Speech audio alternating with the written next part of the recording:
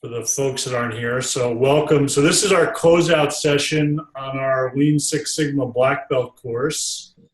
So let me go ahead and do a share screen. I got some slides. There aren't very many slides, but I did put together some things for this. Or actually, Laura helped me out and put together some slides for this.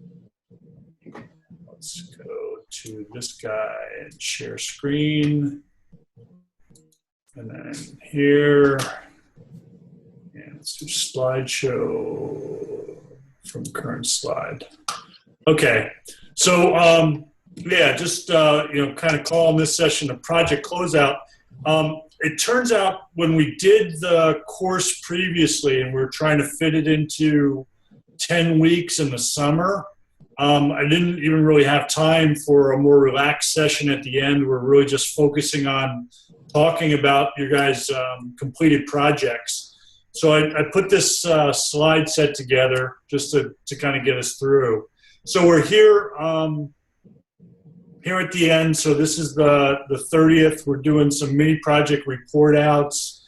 And we said you guys need to finish the online exam by the end of the 11th, right? And so what is it? That's Sunday, right? And I'm looking at my calendar now, buried behind my stand-up desk. But not this Sunday, but a week from Sunday, right? Correct. Okay. So if you have any sort of questions or you guys want to get online and commiserate and study together or whatever you want to do, just let me know. And if I'm available, I'll pop on to help out with that.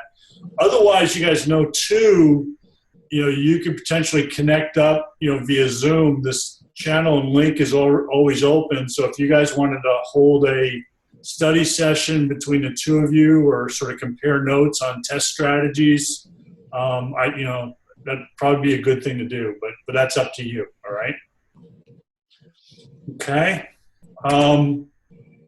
Yeah. So here's here's a slide. Sunday, December 11th, 11 p.m. You need to finish. 2.5 minutes per question.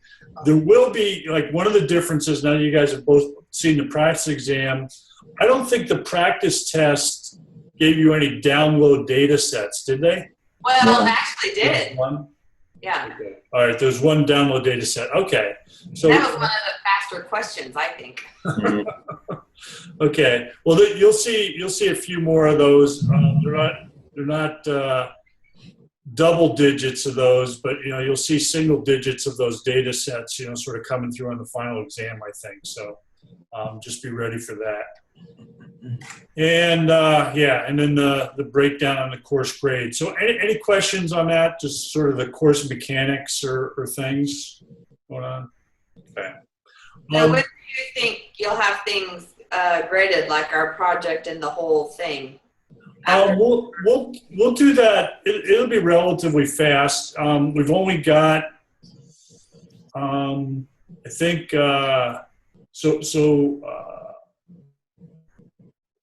we've got 4 projects to grade, so we'd be able to get those graded probably within a week or so. All right. So you will know your mini project grade going into the final exam.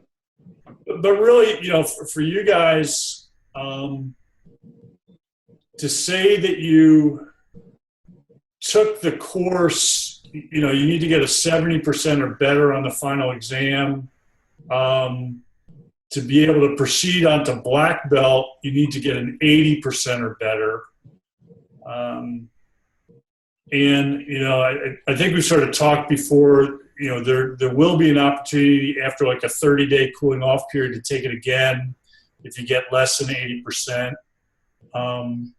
See, Dominic, since you got a 70% on the practice stuff, that, did Morseem give you that scary you failed thing at the end of the test? Of course, which is aggravating. Yes. So Morseem, what they'll tell you is if you get less than 80%, it'll show up you failed. Just so you guys know, you didn't really fail the course. You just didn't get 80%, enough to proceed on for certification. Okay. All right. So I thought for tonight, I just want to do two things. We said we'd give you each like 5 minutes to tell your Lean Six Sigma story. So this would be the sort of the condensed elevator version of your mini project. So you can sort of talk us through that. The other thing I want to do is, and I think we did this with the Greenbelt, or at the end of the Greenbelt, at the end of the summer session, do a little bit of sort of roses and onions. And so you guys, went through the more advanced material with the black belt stuff. Give me a little bit of feedback on what maybe we can do better or different now that you've, kind of gone all the way through the course, or at least through the course until you hit the final exam. Okay, so that's the plan for tonight. So I can put 5 minutes on my little lean machine here to get that clocked in. So I got my timer. So I got 5 minutes. So who wants to go first? I'm here. Doesn't matter to me. Okay, so Dominic, I guess why don't you go ahead and go first? I'll let you take over the screen share. So once your slide is up or whatever you're going to do. It's up. I'm just. It says I can't share while you're sharing. Oh, I got to stop sharing. Okay, there we go. All right. Now let me click here and share the. You guys can see that. Let me make it a little bit bigger here. Oh, very cool. Man, nice color system. I wanted to change it a little bit. No, excellent. So I'm gonna let me hit the start button here. You got 5 minutes. Go for it. So let me go through the template here in my mind. My name is Dominic Enriquez. So going through the Lean Six Sigma Black Belt Mini Project. I work at Zodiac Aerospace here in Santa Maria, and we're talking about our Sri Lankan, or ALK for short, A350, which is an aircraft final assembly quality and delivery improvement. So in an executive summary, our Sri Lankan Airlines A350 program suffered a significant loss of goodwill by way of poor overall demonstrated quality and throughput from Shipset 1. Now, Shipset 1 is an aircraft's worth of product, just for reference. So using our DMAIC methodology, the aim was to meet or exceed the following objectives in 30 days or less. Our SMART goals here, our measurements were to improve quality as measured by defects per unit, or DPU, by greater than 50%, with also a rate improvement, low volume here, so it's a unit per day, by greater than 7.5%. We defined via the project charter, leveraging that for team concurrence and scope definition. From that, really stepping into a team engagement. It was really about managing the culture and perception of problem solving here. So we leveraged that on the shop floor by way of Ishikawa, or cause and effect. Leveraging multi-voting based off the team's experience into an ease versus benefit. Basically capturing the long rework cycle time defects, material flow and conveyance, and rework control processes as heavy hitters. We needed to really the levers to improve our overall process. So it kind of splits off here, really focusing on quality and rate as we attack this project. Okay. Our baseline performance being at 20.8 defects per unit. We wanted to put in place a trend chart and a Pareto chart so we have that visibility. So from our quality side, we looked at 44% workmanship, 24% part-to-part interface, and 14% material handling as our contributing defects for our program. From a rate perspective, this is a little bit of hybrid, less of a current state value stream map, more of a process mapping exercise, but like I said, a little bit of components for both. Right. Where we had a baseline measurement of 0.9 units per day. So not even a unit per day was going out before. Right. Really identifying flow constraints here in our wire harness assembly, and also an ECN incorporation issue that we identified on the line. The takeaway here, I know the pictures are small, is anywhere you see pink, right? Those are risks identified. I don't know if you can see the mouse hovering. Yeah, I can see the mouse. Good. just for that. In analysis, one thing that was important for us, because we're dealing with the customer closely, is implementing line QRQC, was essentially, breaking down that first level Pareto to effectively implement on the line, quick Kaizen type containment actions to mitigate risk during the root cause analysis portion. So it's a little bit of analysis there, but really the meat and potatoes of that is in our root cause analysis and 5 why. So here's just an example of, of the main drivers, which would be our loose fastener issues for some of our sub-assemblies coming in. So really pointed to a root cause of lack of standards in manufacturing and quality. And from a rate side, really leveraging the Yamazumi, really balancing that work. So comparing the cycle times per station against attack time to determine where that balance was needed. So we identified some constraints there. Again, flowing into the improvement phase, solutions, the team with their experience, we really, brainstorming became very easily. And for the sake of this, we really wanted to prioritize the tens of, dozens of improvement ideas that they had. So we took those top 4 and folded those into a solution priority matrix. Number 1 was developing work instructions to put that in place, so they were ranked. From an improvement on the rate side, line balance changes were made for future state, and then we secured an improved value stream map, to identify those improvements for flow. Okay. On our control side, implementation of standard work and work instructions. So these were identified in the project. They helped visually control the workstation improvements, wherever my mouse is here, difficult to see with critical to quality characteristics identified, and also the cycle time identified. So a bit of standard work. From the work instruction. Keep on. Just going to finish that. Work instruction standpoint for critical to quality characteristics for build process and quality inspection processes, we put that work instruction in place. Okay. Overall, in closing, a trend chart showed an improved 60% DPU reduction and a rate improvement of 14%. So okay. I just identified that here for ease of visibility. Yeah. No, excellent. Well, thanks. This looks really good, Dominic. So, sort of follow up. So, insights, learning. It looks like I can definitely tell that there's a mix here of stuff you learned from this course and stuff that you really sort of already had under your belt. What are some of your thoughts? Yeah, sure. So in the beginning, right, what I was trying to be transparent with the team about my initial project charter, really leveraging a little bit of other things that kind of went on the back burner as I was tasked with this project. So I really had to try to balance what opportunities I really had with the added workload and going through the Black Belt program. So from a learning perspective, I think I really focused this, and it was hard to articulate, especially in the A3. How to move, and I would put it this way: how to positively manipulate the workforce for their own good, for an improvement project.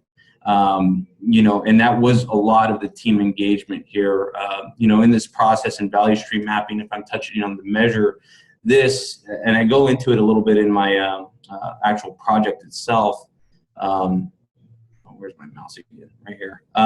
Getting the team and the operators involved in this process became just fundamental to the sustainability portion and the buy-in of subsequent controls, right? Because they knew where it was coming from. They understood the purpose. Yeah. So I really took this as an opportunity to and kind of focus more on the softer side and again, of lean, but also leveraging the Six Sigma to be able to, prove with data improvement and then show the team, the fruits of their labor. Right.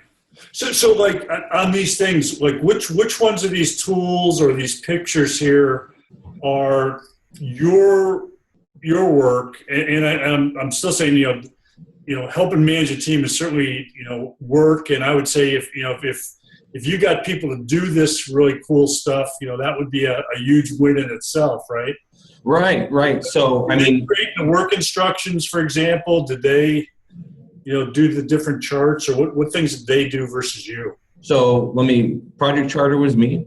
Okay. Facilitating this, from a defined standpoint was myself, and getting the team engaged so they're offering ideas. I really acted as a scribe, saying, here, I know the tool set. Yeah. Right. Okay. So breaking that down. This is obviously me from a defect analysis. We had a time where, during this project, we would have a luxury of having a quality engineer where I'd be able to pass this off to. We didn't have that. So I became the QE, also trying to manage the FAL as a whole. Yeah. Again, same thing here. I facilitated this exercise, but they understood the concept very quickly. So I was able to kind of take a step back, just act as a scribe. The team took it and really added the expertise here. Right. Okay. Not me. I don't bring that level of in-depth experience to the actual work content. They're a lot smarter than I am.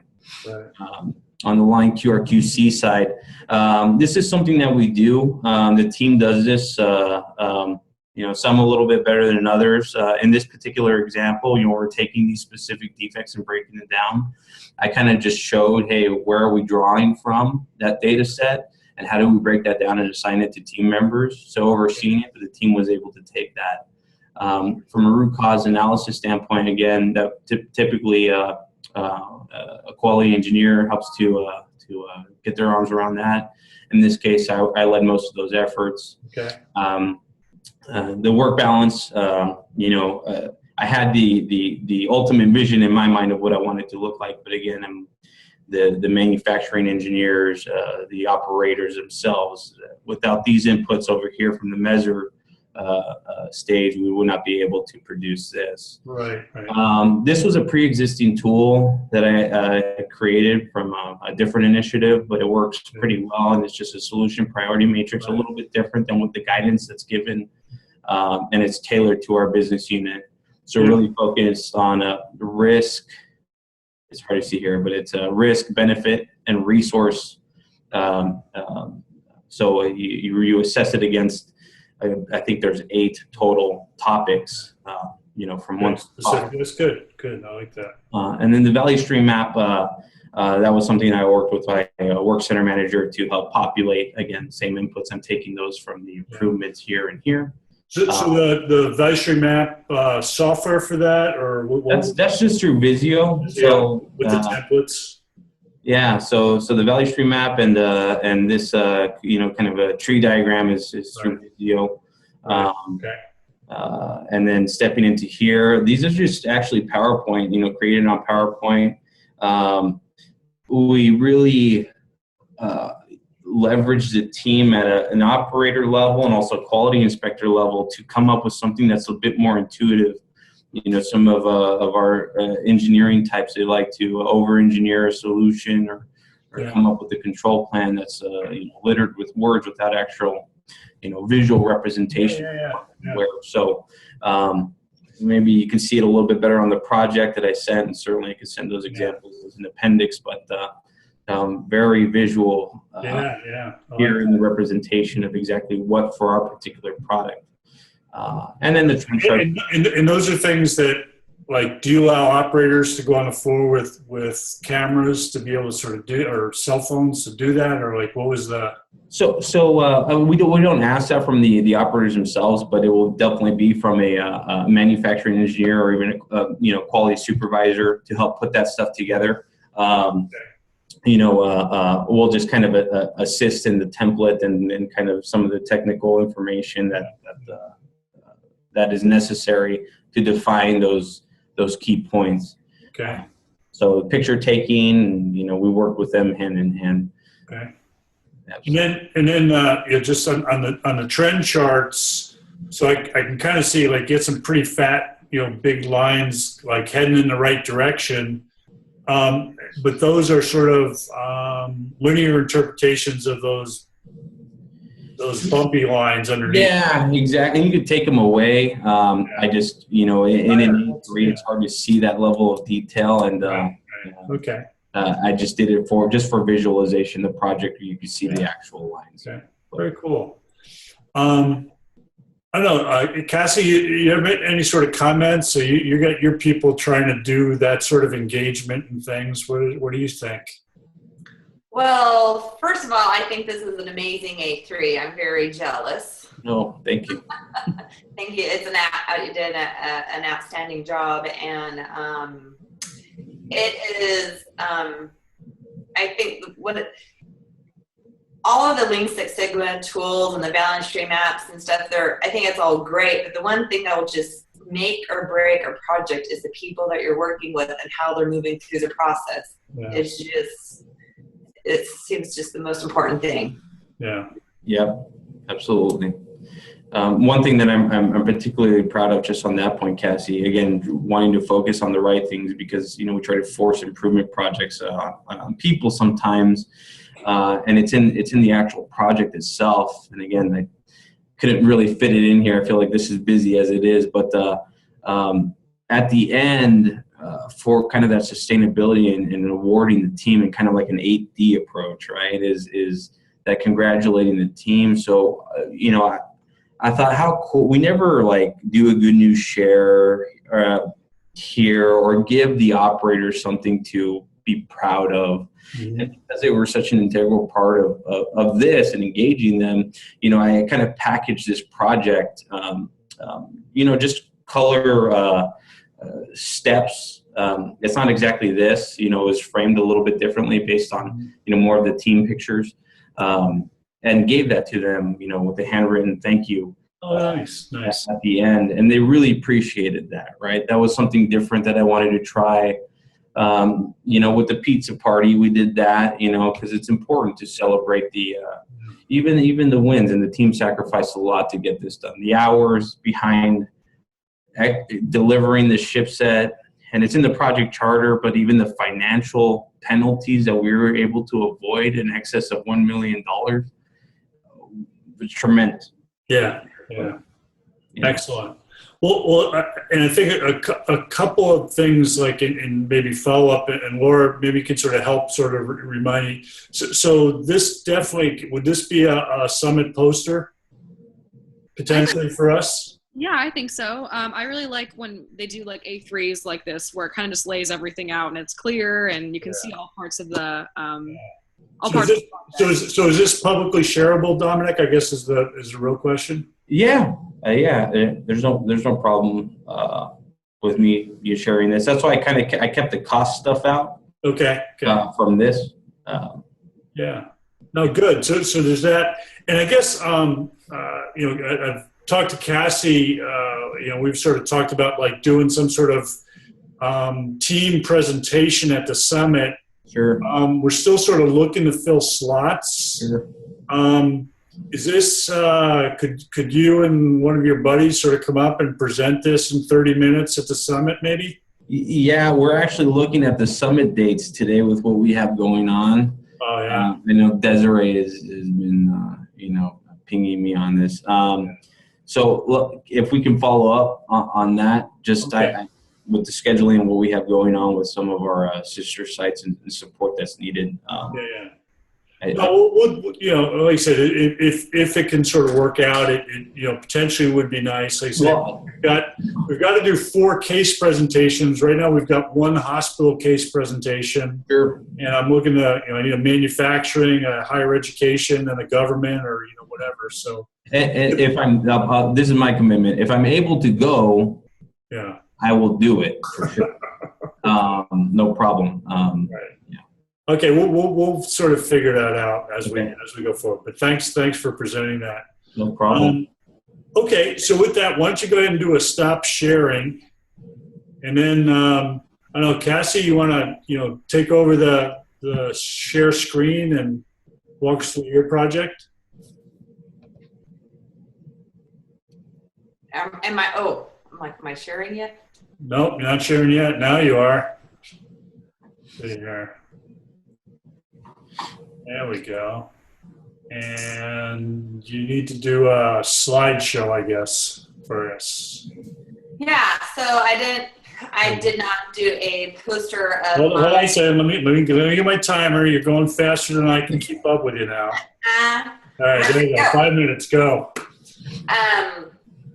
I did not do a poster of the presentation of what I had worked on, but what the project is to design a new objective mortality review process at our hospital. Typically, all hospitals are required to do mortality reviews. It's anyone who has, died within the hospital. Right. But typically, they've been very manual. They've been very subjective. It's given to a physician. They say, so what do you think? And they say no issues, and that's it. But what is no issues? What is the data? Are we capturing any data? Is the review process data-driven? So we didn't have a data-driven process. And so that's what we needed to design. And so we started this project. It was a multidisciplinary team. We had physicians, we had doctors, we had coders on the team right when I was starting this class in this process. And so we were utilizing a lot of the lean principles going through the design phase, but I was really trying to make it fit into the DMAIC. And when I came across like lesson 12, which was the design for Six Sigma, and it was designing a project or designing a product, it fit really nice. It was a much, much better fit. And so I used the concepts of define, concept, design, optimize, and verify. So that's what the phases that I will be going through. Okay. So the tool for define, I used a charter, and then I also used an affinity diagram with the group to brainstorm what inputs we need into what elements input into the output, which is, mortalities in general, because we didn't have any data. And so the concept and the deliverables that we agreed upon is that we're going to have a patient tracking work list. We're going to develop and design a mortality screening tool, and we call it a focus study, which will then feed into a monthly dashboard, a monthly metric dashboard, and then we would outline what this process is and what it looks like. Okay. So the key thing in this whole entire process that I loved was the data collection plan. When I found the data collection plan template, I just fell in love with it because the whole point of the design was that we were going to have a data-driven process. So what data we were going to collect.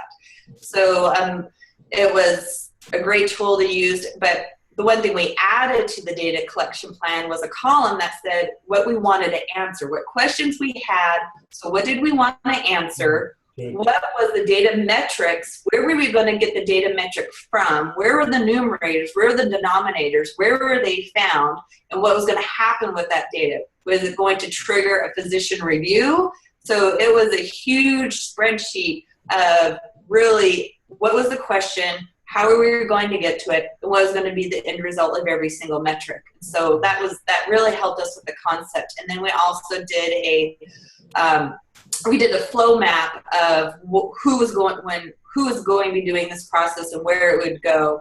And so the flow map really helped with the concepts. So design for Six Sigma principles. Actually reading a lot more about it. And this actually was very much challenging because I feel like I have moved through the different phases of DMAIC, but this was really new for me to go through the DCDOB process. So design principles in the Lean Six Sigma, it talks about using these up front in the design phase, so it makes it more effective and more efficient. So designing to guidelines, designing to existing capabilities, and designing for automation and part count. So guidelines, there was already existing evidence-based guidelines out there that we use from the, I think, University of Mississippi Medical Center, and also from the Institute of Healthcare Improvement mortality tracking tool.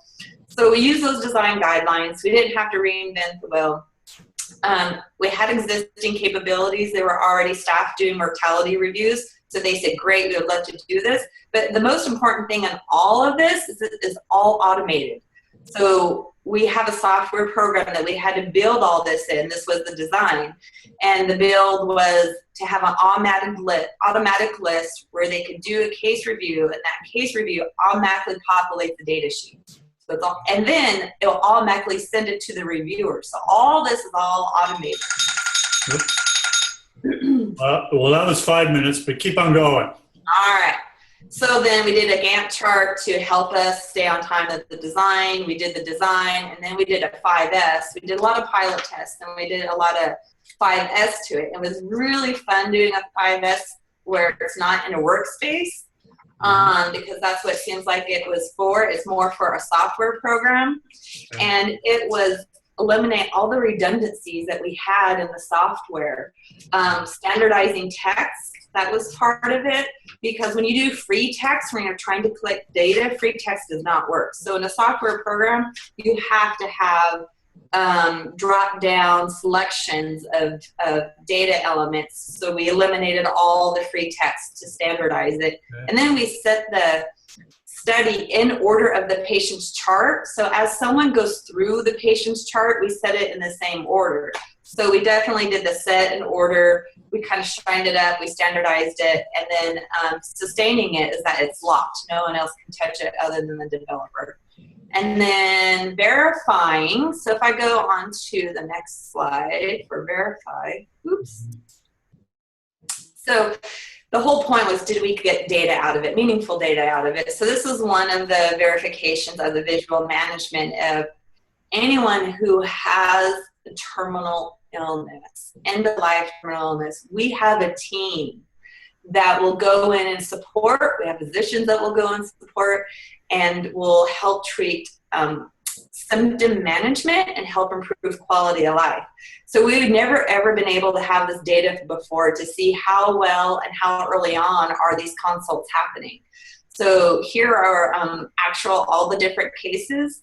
So this was days to consult. So from admit, there was 1 day to the consult. And then before the patient had left the hospital, between the consult was 4 days. So that this case here, case 2, is actually really good. So they consulted on day 1 and the patient stayed 2 days, versus in this case, they never ever got a consult when they should have, when we should have provided this type of therapy and care for these patients and to this family. So you can see where it outlines. So we've only had 1 month of data for October. So I'm really excited about the statistical trend charts, and I have a dashboard. I didn't show it here on the slide that it all feeds into, but it's all in my paper and my project. And so I'm really excited about it. But I do have a few lessons learned. It was part counts. The abstraction, chart abstraction is so big and it's so large. I was like, it just needs to be more, it's too cumbersome, but we need to even lean it down even further. Because staff were saying that it was taking like, to do 2 charts, it was taking a whole hour. So when we did the 5S, we were able to reduce that time down to like 45 minutes to do 2 charts. And so I think we need to work on even further to reduce the part count on it and to make it leaner. And then as we have multiple staff doing the abstractions, we need to make sure that we do measurement system analysis to make sure we have repeatability between all of the people doing the abstractions. Okay. That's it. All right. Good. Nice work. I guess first sort of reaction, I really sort of like the way you've worked on sort of translating, part count into a software world and things like that. I think there's a real good legacy of lean folks taking that stuff that Toyota did in an auto manufacturing line and trying to figure out, well, how does that apply to my business? So I like the fact you're thinking that direction. Let's see, a few things. What is, like, when you were talking about, what is it? Maybe it was your dashboard or your mortality screening tool. So when you're talking about like the extra columns sounded to me a lot like operational definition elements And I think like operational definitions have three elements. There's a definition, the criteria, and the decision. So, one is you define it. Here's the measure, and then what are you gonna? What's the tipping point or the cutoff that you're gonna look at? And then based on what that is, like, is there something you're gonna do, or what kind of action you're gonna take? So is that sort of the direction that you took? Yeah, I'm trying to find it here. Okay. It's kind of hard to see. I need to blow it up some. Yeah. I can do it. Whoops. So that's okay. That was your second 5 minutes, but go ahead. All right. So what was the question? So I was thinking like operational definition is something that I think is something that, we need, like, how are you really going to do these measures? What's the cutoff criteria, and what's sort of your decision? Like, if it's above this, we get the team together to review, or what is it you do? So is that where you were going with this, or? Yeah, well, this was just to this was my data collection plan that got us in the kind of the right direction of where we were going to collect it from, and then leading it to a position review. But what I also talked about my lessons learned is I was thinking of a standard operating procedure, but you called it, what did you call it again? I forget. Standard, or is operational definition. Yeah, operational definition. For measures, standard operating practice of, well, one, as they review the chart, we're doing it the same way, but also when X, Y happens, it's going to go into this bucket. And we did, I think that's also more my flow chart, that if there are, we did it in the flow chart. So when, let's see, on quality, if any of these issues were hit on quality, it was going to go automatically get sent to the quality reviewer. Right. Okay, good.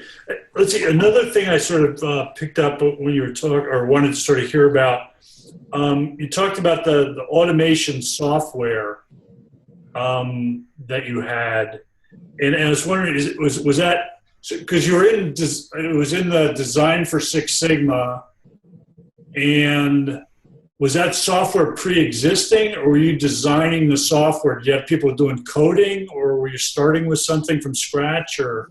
Yeah, so we have a software called Midas, and it is linked to all of our electronic medical records, and it's linked into all of our computer systems in the hospital for the patients.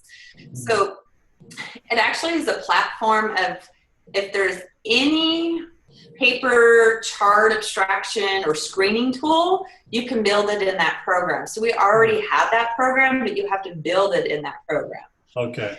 And then whatever data elements that it captures in that program, then you can redo a report. It's called report tracking. But you have to design it to say, okay, from these elements, now that it's in the focus study, we want these percentages, we want these numerator denominators pulled out into a dashboard or into an Excel sheet where we can manipulate it. And so you have to build it and design it to make it function. And then you got to test the functionality of it when you design it. So Cassie, do you have a way that you can improve this monitoring process, like maybe sort of the overall process or specific elements? So say that after a while you decide that, hey, this measure really isn't working for us, we need to do this measurement a different way, or we've been reacting this way, we need to sort of change it. Who sort of decides, or how do you do that? So this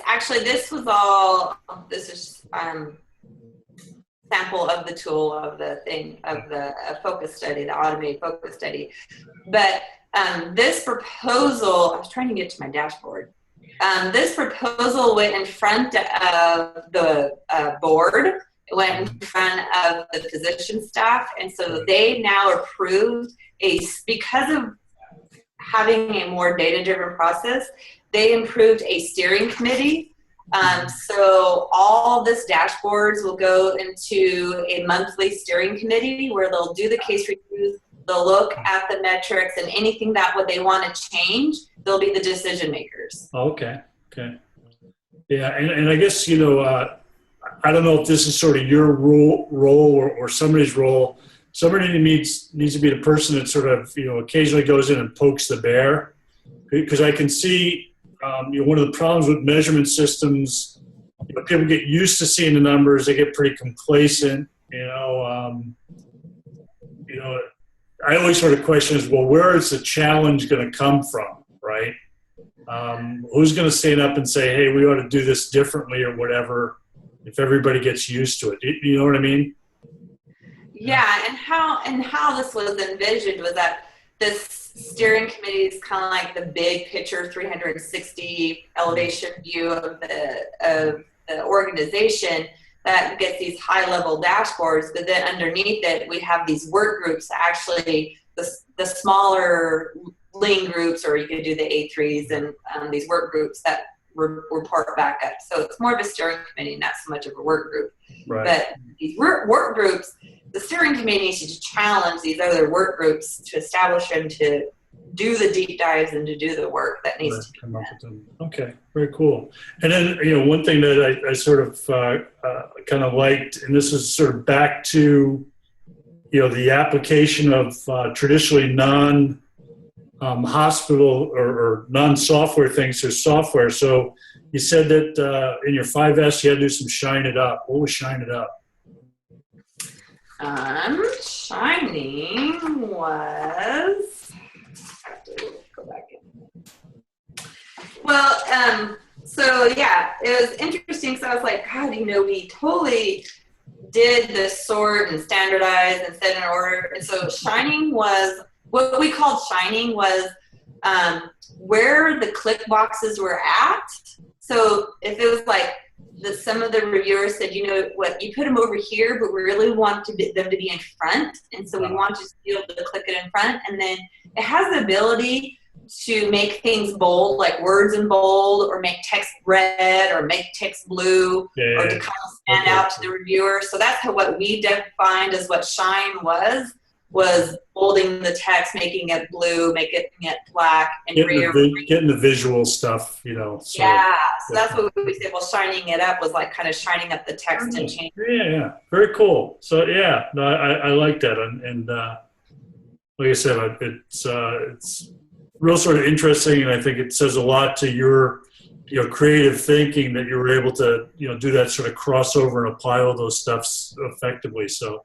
Yeah, especially for hospitals, we do not manufacture. I mean, we manufacture good patient care, or we provide, we're a service industry. And so I think that's what a lot of the frustrations that I've heard from people in the hospital industry is that, patient throughput is kind of a good one to do for lean that it fits well, but it's hard to take it into some of these different areas. But what I realized from this class is as I read and I learn principles and I come back to it, it takes me a little bit to get the aha moments. I've had a lot of aha moments of like the part counts. I'm like, oh my goodness, we have way too much elements in this review screening tool. Or, we do 5S's a lot and we just have to recognize them when we do it. And it was kind of fun applying it to the computer software program. Sure. No, excellent. I really like this. Okay. Well, I think that stands pretty well for a review of your two guys' projects. Thanks for walking us through that. So we're recording this so that other people can maybe see, and so you'll be able to sort of share this back and see this.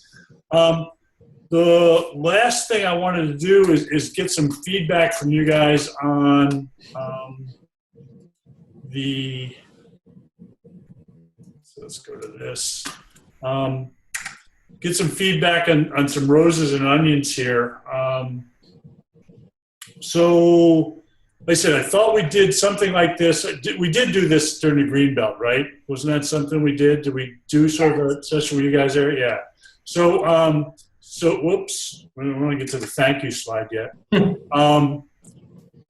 I guess I gotta go out of this to be able to type in it. Hold on a second here. So let's go ahead and just make this big.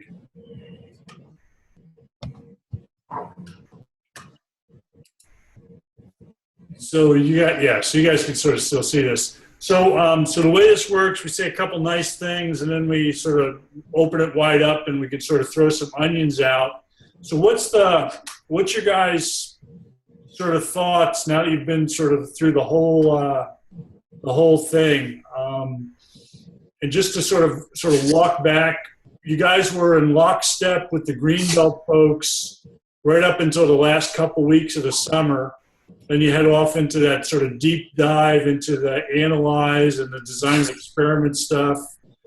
We sort of slowed down a little bit, I think, sort of going through the winter quarter. And we certainly also lost a lot of other students. So it was just, the small group interaction, was sort of the name of the game. But what are you guys' sort of thoughts on what sort of worked, or what can we do better to make things improve for the future? So we're starting with roses here. Yeah, I need a couple roses to get us going. Yeah, absolutely. I really appreciated it was approachable, right? So I think that the way it was packaged in this blended learning, and certainly your guidance and participation and being there to guide the class, I definitely see that as a positive versus an online, solely online training-based program where it's just, there's no interaction, there's no human connection, and you don't get the opportunity to ask questions. Yeah. Okay. Well, that's good. All right. So it seems we're doing something a little bit right. What else? Yeah, go ahead, Kathy. I think your availability has been great between, the sessions and the emails, and or talking about Kaizens, or talking about how to go from a DMAIC to a designing for Six Sigma. So that was really helpful. I enjoyed how Morstein had set it up and some of the examples and playing with the data, and I've gone in the engine room quite a bit, so how Morstein organized it.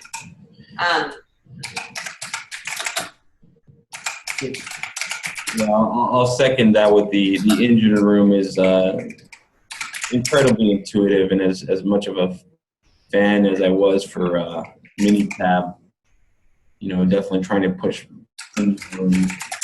Okay. Can I do just sort of follow up on Dominic's thing here? To be honest, Dominic, I've never heard anybody like engine room, before. Really? Well, certainly the guys at Morstein are, they say, wow, this is, things. But, I came from a Minitab environment, and I'm still trying to get used to, the engine room stuff. But you sort of see the value. To me, it's user interface goes a long way, and just again goes to my number one point: is it approachable? Yeah.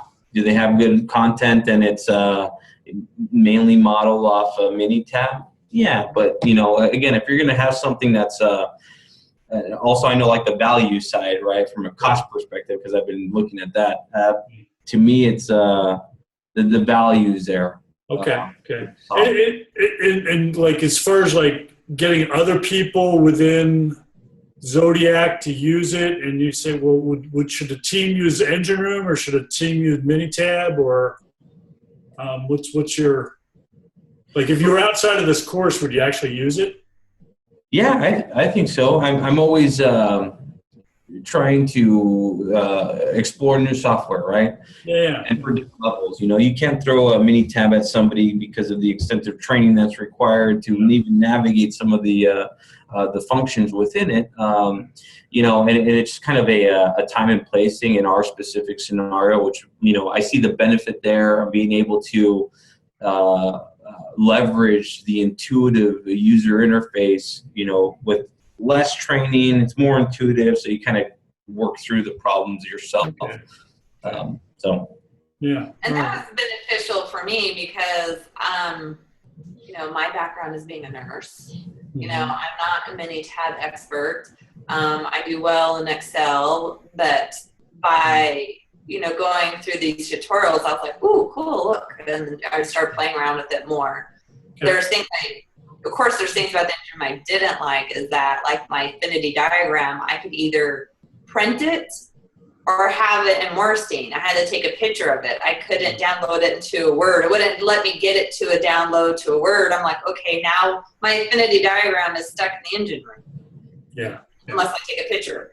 Yeah, there's this little sort of frustration things, and maybe you guys so at the the 10-week mark, and really with the green belts, maybe the phenomenon I see is they really don't start using engine room until 5 weeks in, then all of a sudden they get the mini project due and they're struggling, they're fighting the the affinity diagram, and they get really sort of frustrated with it. You guys maybe you had enough time to sort of get over that and figure it out. So.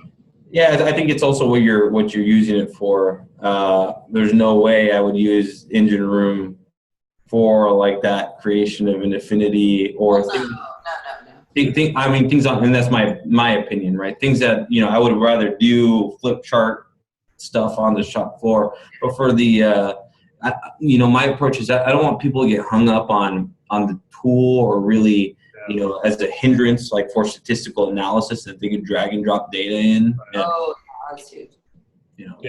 That's nice. Yeah. Okay. All right. Well, I didn't mean for us to sort of get too sort of hung up on that, but like I said, I don't usually hear engine room is usually over here on this side. Oh, really? Well, it does have onions also. Right? Okay. Well, I'll put it over here. So.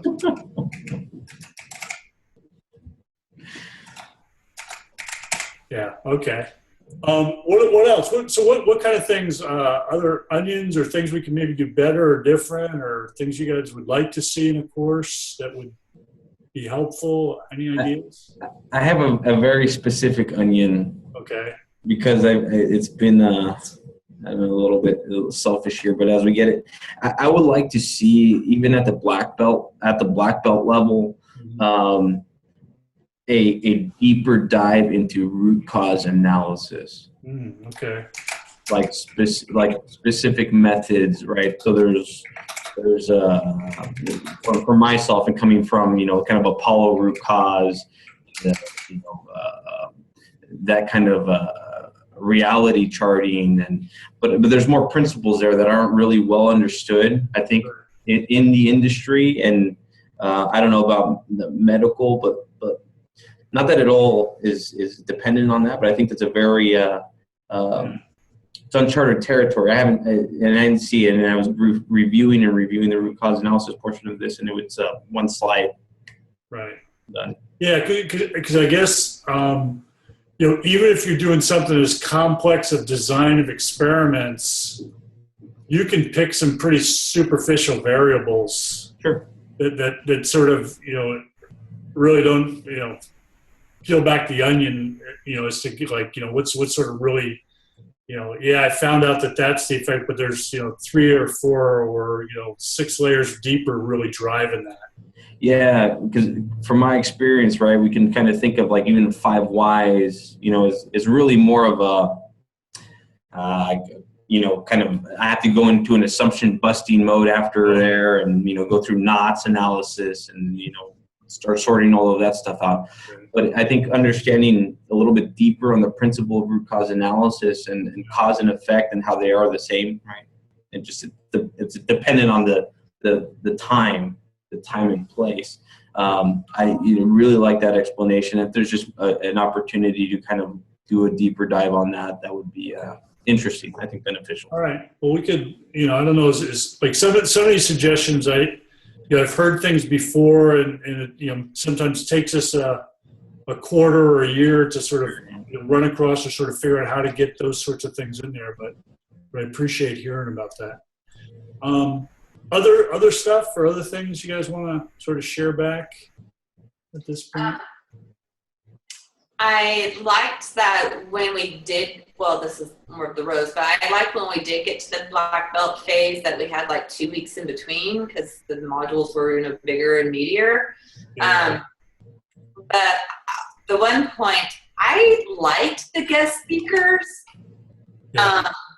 So I don't know if you could continue on the guest speakers that have a more in-depth black belts, or that they, have done hypothesis design or design of experiment, or just, Yeah. it'd be kind of neat to talk to some of those people that were doing it in real life and how they applied it in real life at more of a higher level than a green belt.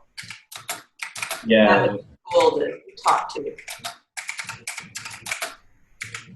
And all the other speakers were great, but I remember just at the end of our hourly sessions, I was like, oh, I kind of miss a guest speaker. Yeah. No, that's good. I guess, there's also the thing, I can pull in some of my lean buddies with saying, okay, you're going to talk to, 40 or 60 students. Oh, Just sort of the three of us. You're right. That might be, I don't know if I've got, real friends that are really that friendly. Yeah, no, I could totally see that. Yeah, no, but I see what you're talking about, and there's also, I guess, one way we could do that. We're still doing speakers. Like, I've actually got a speaker tomorrow. Wes Love from Era Energy in Bakersfield is going to be talking to my class from 11 or 12:30 to 1:30. So maybe providing you guys visibility as to whether you want to sort of see those guys or not. Wes is probably not a deep dive black belt guy, right? But I got to sort of figure out how to bring those sorts of speakers to you guys. But yeah, thanks. We'll look for that. Okay. I have a question for Dominic that I'm just curious about. Is your organization really well versed in lean and a lot of lean practitioners, or or concepts? I like to grade hard, so we're and not to sound cliche, right? We're on a journey as well.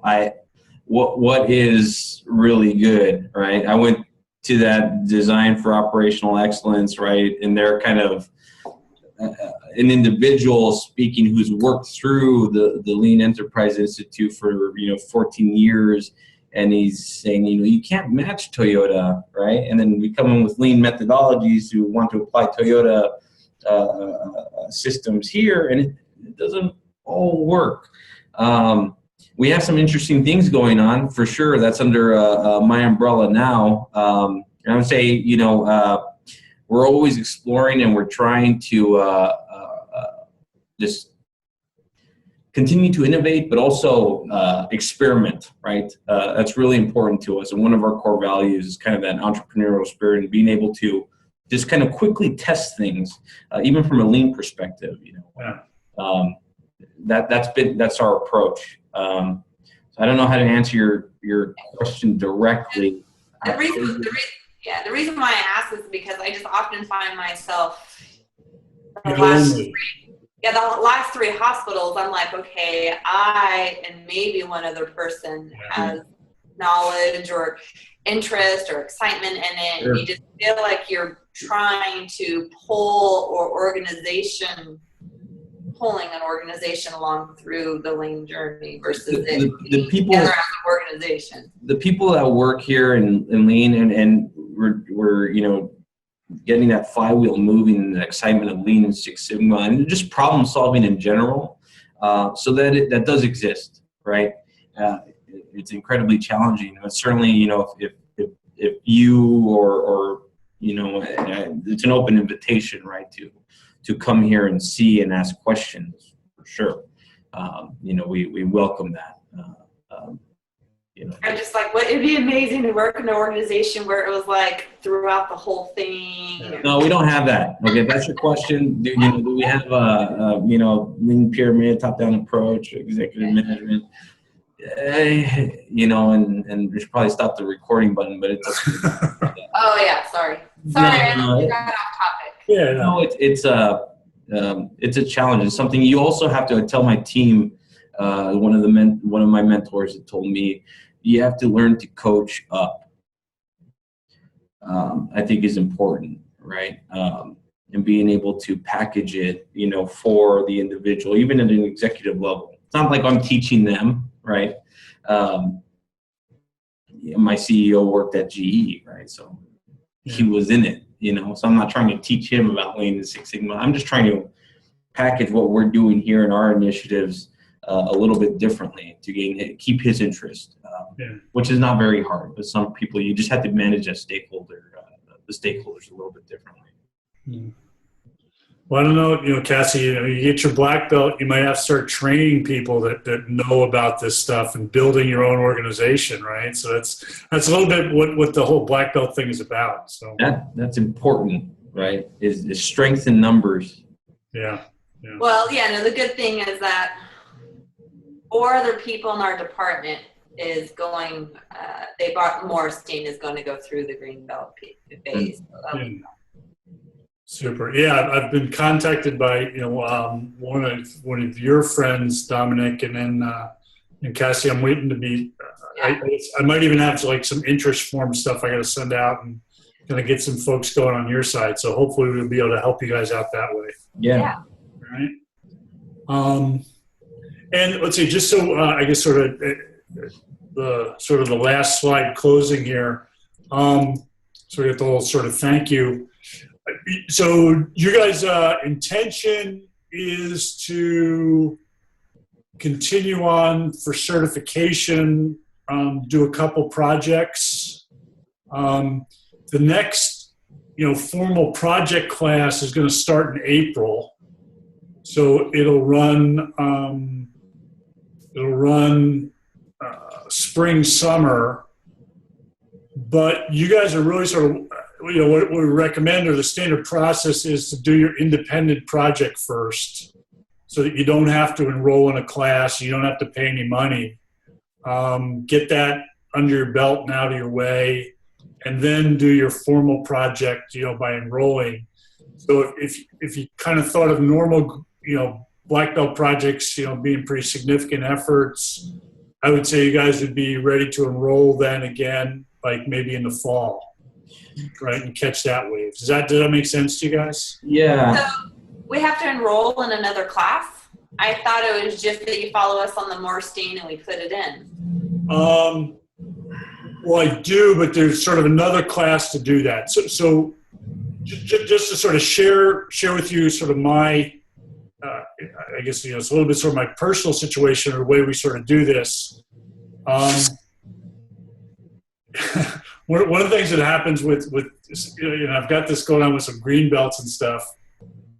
You pay your $400 or $700 or whatever sort of in. Does that create a never-ending debt that you're going to be able to call me up and I get to watch your project for 2 years? It doesn't sort of really work that way. So every once in a while we got to sort of do a little sort of reset. You pay, sort of additional, and it's for the black belt project certification course is another $750. Yeah. But that kind of gets me at your service for another year. But that's not like going to classes and doing quizzes and. No, it's more an as needed sort of basis, right? Oh, okay, good. Because when you said a class enrolling, I'm like, what? No, well, that's what we call when you pay money, you do classes, right? Okay, perfect. Okay. It's a project class, though. Okay. Yeah. All right. Okay, so I thought there was additional course material for that. So no. No, what we do, and I don't know have I shown you guys the engine room? Yeah. Yeah. Before? Yeah. Okay. Yeah. So we would get you up on engine room. We get you approved on a project charter, and we turn you loose, and you just be completing stuff. But that's on the mentored project. The independent project, you just need to put together a Lean Six Sigma report. With the stages of the make process and what you did. Kind of like what we did tonight. Yeah, kind of like what you did with the mini project, but you have to do all the tools that would be necessary to get your results, right? Yeah. It wouldn't just be 10 or whatever, right? Just whatever's appropriate. Okay. Now, this is too specific of a question, right? So I'm in this bit of a situation of kind of a restructure and strategic deployment, Yeah. blah blah blah. Yeah. So I'm in HK, vision, strategy, objectives, initiative, down the road of that. If I created that linkage, and I guess, I can tie it to DMAIC, but would that satisfy? I'm trying to, do my job. And and get credit for it. That's sort of the working professional mode, and we encourage that. I guess maybe we can sort of talk about that, Dominic. I can sort of see how you could maybe structure that, but it's a little fuzzy for me. So let's just sort of go through it before you get too deep. Okay. So generally, for both the independent project and the mentored project, the way we sort of negotiate that is you come up with a project charter or a draft project charter, just like we did for the mini project. Okay. And we negotiate it and say, hey, I think this is going to work. All the elements there. If you deliver this, that's your project. Sure. Okay. Okay. All right. Yeah. No, I like the weird fun stuff. That's kind of a little bit unorthodox over here. Yeah. I'm into that. I'm probably my own worst enemy, but I'd go down that road. Okay. All right. So I think that's it for tonight. Laura, is there anything that we sort of missed or should say, or I'm good? I think before you got on, I committed to we'd probably have the black belt mini projects graded in a week's time. Before they had to do the final exam. Mm-hmm. Okay, yeah, that's fair. I think, I started reading through all of them. I'm trying to be pretty thorough since I know they're really long and you guys worked for a long time on them too. So, but next week for sure, I think it should be good. Okay, sounds good. All right, I think that's it for this evening. Anything else from you guys? Nope, thank you. Okay, well, don't be a stranger. We'll be talking to you guys. And both you guys are going to come, Dominic, if you can, and Cassie, you're going to come to the summit, right? You're going to bring a few people with you. So we'll actually get to sort of meet in person for once. Okay? Love to go again. All right, sounds good. We'll see you guys later. Thanks, Eric. All right, take care. Let's see, how do I stop sharing here? There we go. All right, Laura, see ya.